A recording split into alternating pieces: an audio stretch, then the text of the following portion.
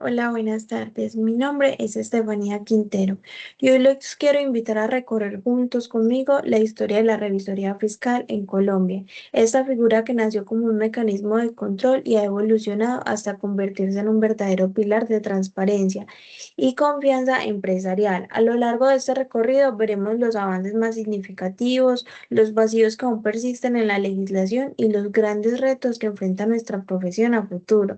Más que una simple cronología de leyes, esta es una historia de cómo la ética, la responsabilidad y la independencia han transformado el papel del revisor fiscal, convirtiéndolo en un guardián esencial de la credibilidad en nuestro país.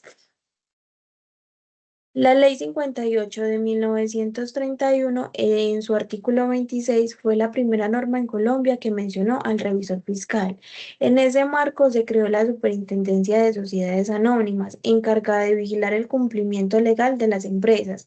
Lo más importante es que la ley introdujo las incompatibilidades del cargo, reconociendo desde el inicio que el revisor fiscal debía ser un profesional independiente y libre de conflictos de interés sin sus funciones que afecten su objetividad. Ley 73 de 1935. En esta ley, en su artículo 6, reglamenta las funciones del revisor fiscal y dispuso que toda sociedad anónima debía contar con uno. Este mandato convirtió la figura en un requisito obligatorio, asegurando un control más riguroso sobre la información financiera y fortaleciendo la transparencia empresarial.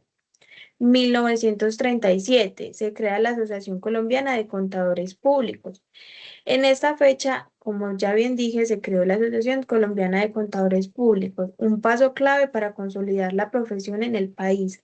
Esta organización buscó unificar criterios, fortalecer la ética y dar representación gremial a los contadores, sentando las bases para el reconocimiento formal de la contaduría pública como disciplina esencial en la transparencia empresarial.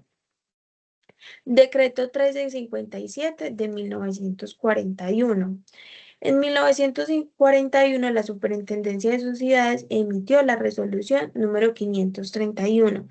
En esta se reglamentaron las funciones de los contadores juramentados. Este hecho fue clave porque definió con mayor precisión sus responsabilidades y reforzó la importancia de la preparación técnica y ética en el ejercicio profesional, consolidando la figura del revisor fiscal como garante transparente.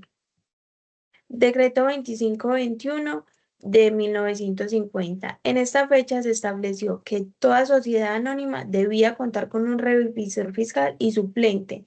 Con esta norma, la figura dejó de ser opcional y se convirtió en un requisito obligatorio, fortaleciendo el control interno y garantizando mayor transparencia y confianza en la información financiera de las empresas.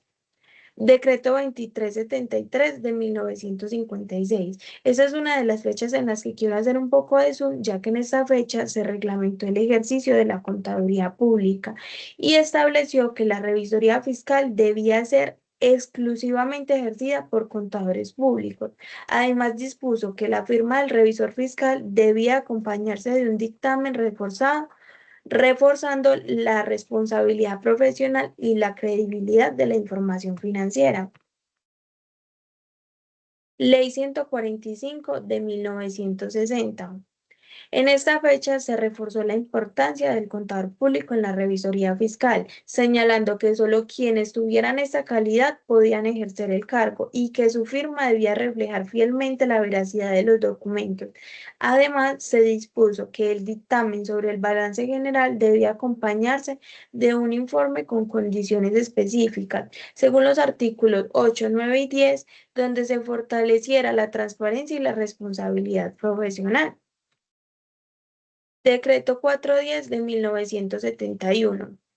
En esta fecha se introdujeron nuevas disposiciones sobre las funciones y responsabilidades del revisor fiscal dentro de las sociedades comerciales. En esta se reguló la forma de elección del cargo y además estableció sanciones penales para quienes incurrieran en falsedad en documento privado o encubrieran prácticas deshonestas de la organización, según los artículos 157 y 207 de este.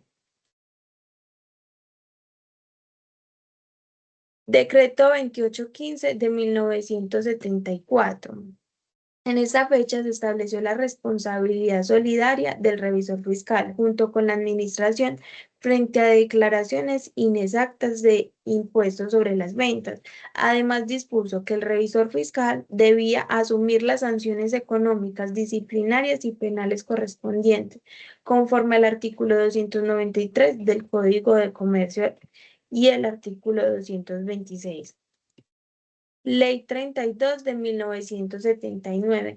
En esta ley se facultó a los contadores públicos independientes o vinculados a las firmas inscritas a la JCC para certificar los informes contables y financieros que los emisores de valores presentarán a la Comisión Nacional de Valores según el artículo 11.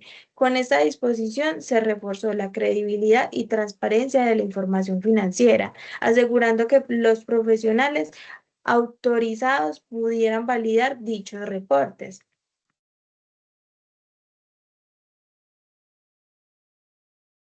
Ley 43 de 1990. Esa es una de las fechas que quiero resaltar, ya que en esta fecha se estableció el Código de Ética Profesional aplicable a los contadores públicos, que hoy en día sigue vigente. Entre sus disposiciones más relevantes, excluyó al revisor fiscal de la responsabilidad sobre los actos administrativos de sus clientes, delimitando claramente su rol como garante de fe pública en lo contable y financiero, pero no como responsable de las decisiones empresariales de donde ejerciera. Ley 100 de 1993. En esta fecha se estableció que las entidades promotoras de salud, es decir, las EPS, debían contar obligatoriamente con un revisor fiscal designado por la Asamblea General de Accionistas o por el órgano componente, según el artículo 228 de esta ley.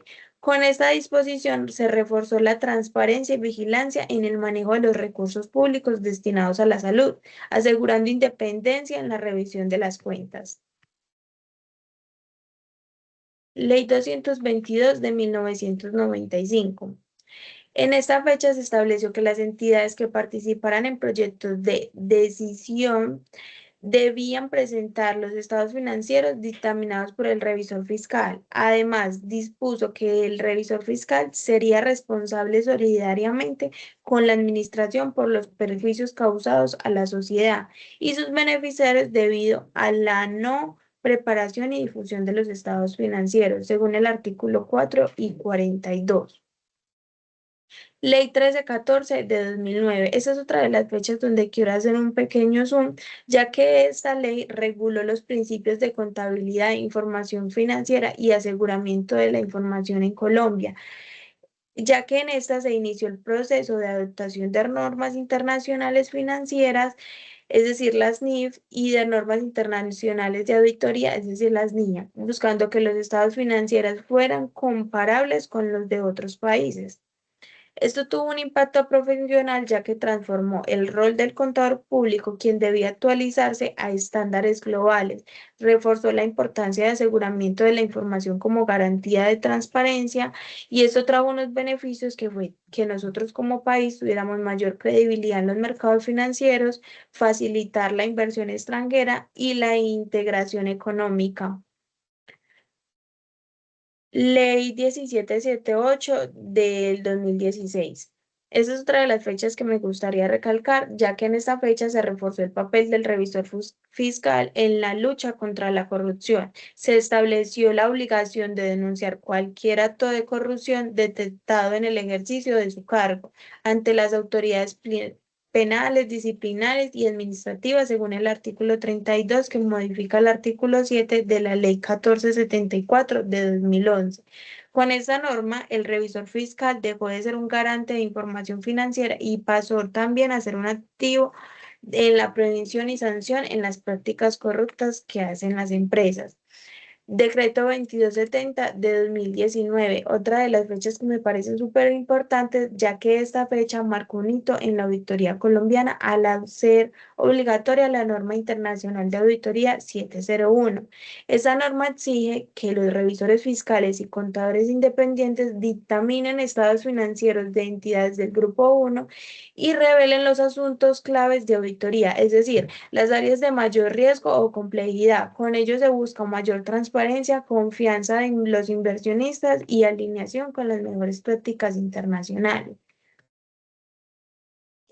Como cierre o pensamientos, al revisar toda esta evolución normativa, comprendemos que la revisoría fiscal en Colombia ha recorrido un camino decisivo de ser una obligación formal, pasó a consolidarse como un pilar de transparencia y confianza empresarial. Sin embargo, la historia también revela vacíos persistentes.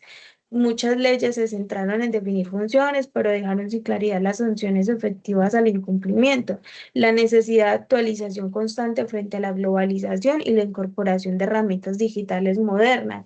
Es decir, en otras palabras, la revisoría fiscal ha sido fundamental, pero aún requiere normativas más robustas que cierren estos vacíos, que reconozca al revisor fiscal como un aliado estratégico y no solo como un requisito legal. El reto hacia el futuro es como consolidar un profesional independiente, ético, con ética y tecnológicamente preparado, capaz de garantizar una credibilidad en un mundo empresarial cada vez más complejo. Listo, profe, eso sería todo. Muchísimas gracias por su atención.